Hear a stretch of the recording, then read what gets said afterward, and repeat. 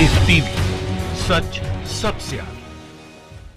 दोस्तों, मैं अब्बास हफीज हूं। किसान आंदोलन को खत्म करने के लिए, उसको बदनाम करने के लिए, उसको तोड़ने के लिए भाजपा और भाजपा की सरकार का साथ देने आगे आ गए हैं कुछ बॉलीवुड के तथाकथित सेलिब्रिटीज, अक्षय कुमार जैसे, कंगना रनावत जैसे। जब इन लोगों ने आके दुष्प्रचार शुरू किया तो अब किसानों की सहायता में कौन लोग आगे आ रहे हैं? दुनिया भर के असली सेलिब्रिटीज जिनकी फॉलोइंग करोड़ों के अंदर है, जिनको लोग एक तरह से बहुत बड़ी संख्या के अंदर फॉलो करते हैं। और उसी कड़ी के अंदर रिहाना और तमाम लोगों के बाद अब एक नाम जुड़ा है जिन्होंने भारतीय किसानों को चिकित्सा के समर्थन के लिए, उनके चिकित्सा के इलाज की चिकित्सा सहायता के रूप में बहुत बड़ी राशि दी है। ये अमेरिका के फुटबॉलर हैं जिनका नाम है जुजू स्मिथ।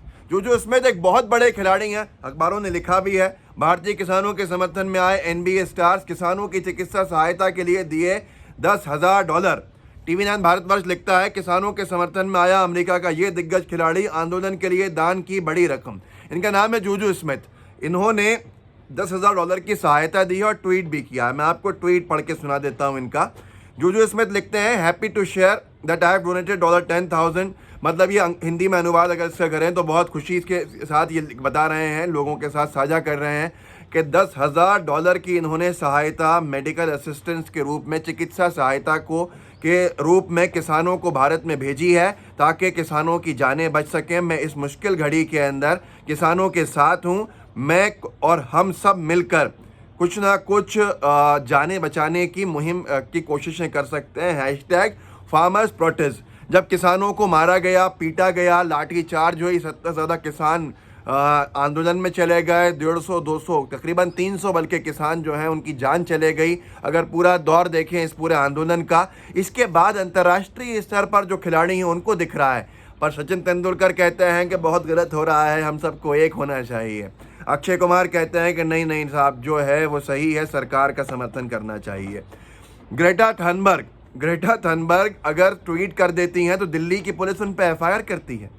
देखिए, जाकिर लिखते हैं, स्वीडन की 18 वर्षीय पर्यावरण एक्टिविस्ट ग्रेटा थनबर्ग ने भारतीय किसानों के समर्थन में ट्वीट किया तो दिल्ली पुलिस ने ग्रेटा के खिलाफ धारा 153A, 120B के साथ FIR दर्ज की है।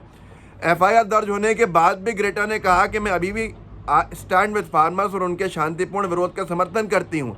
नफरत, धमकी या मानव अधिकारों के उल्लंघन की कोई राशि कभी नहीं बदलेगी। ये हालत है। उसने आज फिर ट्वीट किया। देखिए, दिल्ली पुलिस ने FIR कर दिया। उन्होंने ये लिखा जो मैंने आपको पढ़ के सुनाया, ट्वीट उनका आपके सामने है।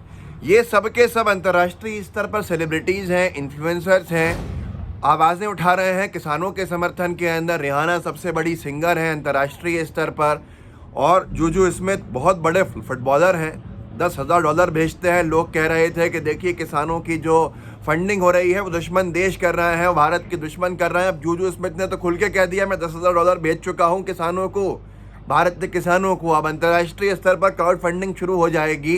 रिहाना एक ट्वीट कर देंगे कि साहब किसानों को सहायता की ज़रूरत है, तो कितने लाखों करोड़ों आ जाएंगे किसानों के पास। ये लोग कहते हैं ना, किसानों को पैसा कहाँ से मिल रहा है? किसानों को ऐसे लोगों के पास से मदद मिल रही है और किसी के पास से नहीं। अक्षय कुमार जैसे लोग क्या कह रहे हैं साहब, बाहर का हस्तक्षेप नहीं होना चाहिए भारत के आंतरिक मामलों के अंदर। अरे अक्षय कुमार, ये जी न्यूज़ लिखता है, फार्मर प्रोटेस्ट, सरकार के समर्थन में उतरे अक्षय कुमार, विदेश मंत्रालय ने लगाई मियां खलीफा आदि की क्लास। सरकार का समर्थन करके ये अक्षय कुमार कह रहे हैं कि बाहरी हस्तक्षेप लोगों का नहीं करना चाहिए। ऐसा मैं सुनता हूँ, ऐसा मैंने सुना है, बाहरी लोगों को हस्तक्षेप नहीं करना चाहिए। तो अक्षय कुमार किस हैसियत से बोल रहे हैं? अक्षय कुमार तो खुद कैनेडियन नेशनल हैं। अक्षय कुमार के पास तो खुद कनाडा की नागरिकता है। अक्षय कुमार जैसे तथाकथित बॉलीवुड स्टार, तथाकथित भारत के भक्त होने का दावा करने वाले, इनके पास तो खुद भारत की नागरिकता सालों पहले छोड़ चुके। ये हमारे आंतरिक मामलों में क्यों बोल रहे हैं?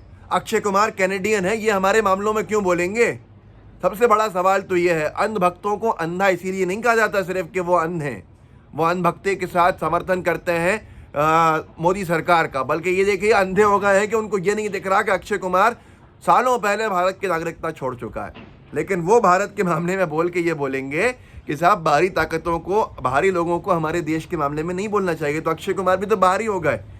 इस सारी चीज़ के बड़ा अच्छा लेख लिखा है मार्कंडे काटजू साहब ने, जस्टिस मार्कंडे काटजू, जो हाई कोर्ट के जज, चीफ जस्टिस भी रहे और सुप्रीम कोर्ट के जज भी रहे, बहुत मुकरता के साथ बोलते हैं। उन्होंने अंग्रेजी में लिखा है, उनका पोस्ट है फेसबुक का, मैं हिंदी में अनुवाद करके कोशिश करता हूँ आपको समझाने की, जिससे आपको समझ में आ जाएगा यह पूरा प्रोपेगेंडा कि कैसे बाहर के लोगों के बोलने को, दूसरे देश के लोगों के बोलने को ज़ीरो करा जा रहा है, उनको बोलने नहीं दिया जा रहा, उनको कहा जा रहा है ये कौन होते हैं बोलने वाले। तो आप उसको समझिए कि कैसे ये मोदी सरकार का प्रोपेगेंडा है। काटजू साहब लिखते हैं अंग्रेज़ी में कि बहुत से लोग, यहाँ तक कि जो विदेश मंत्रालय है उसने भी रिहाना और आदि लोगों का किसानों के समर्थन में लिखने को ये बताया है कि ये भारत का आंतरिक मामला है, आप मत बोलिए। लेकिन काटजू साहब लिखते हैं कि लेकिन इस लॉजिक से तो फिर कोई भी जर्मनी के बाहर का व्यक्ति कभी भी उसको नहीं करना चाहिए था। जीवोज यानी यहूदियों का जो नरसंहार हुआ जर्मनी के अंदर नाजी एरा में, उस पर नहीं बोलना चाहिए था। इस लॉजिक से तो कोई भी पाकिस्तान के बाहर का व्यक्ति, पाकिस्तान में अहमदीज़, हिंदू, सिख और ईसाइयों पर जो जुल्म ज़्यादती हो रही है उस पर नहीं बोले। इस लॉजिक से तो कोई भी जो भारत के बाहर रहता है, हमारे भारत के अंदर जो लिंचिंग हो रही है और जो मुसलमानों पर हिंसा हुई है या सिखों के ऊपर जो जुल्म हुआ है सन 84 में, उस पर भी नहीं बोलना चाहिए फिर किसी भी बाहर के व्यक्ति को।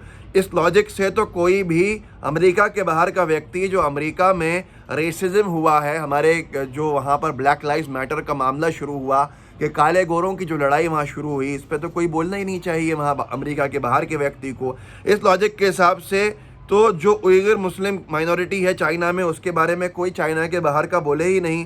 इस हिसाब से तो साउथ अफ्रीका के बाहर जो लोग लड़ाइयाँ लड़ रहे थे साउथ अफ्रीका के अंदर काले गोरे की, उस पर भी नहीं बोले। इस हिसाब से तो बर्मा के ऊपर भी कोई नहीं बोले जो बर्मा के बाहर का हो। इस हिसाब से तो भारत कहीं बोले ही नहीं फिर। तो ये काटजू साहब ने एक मखमल में लपेट के जो जूता मारा है, शायद अन भक्तों को समझ में आए, लेकिन उन भक्तों को बताइए कि पैसा कहाँ से आ रहा है। जो इसमें जैसे दिलदार खिलाड़ी जो है वो दान देते हैं एक बार में $10,000, जो कोई छोटी राशि नहीं है। अंतर्राष्ट्रीय स्तर पर इस तरह की राशियाँ कितनी आती हैं।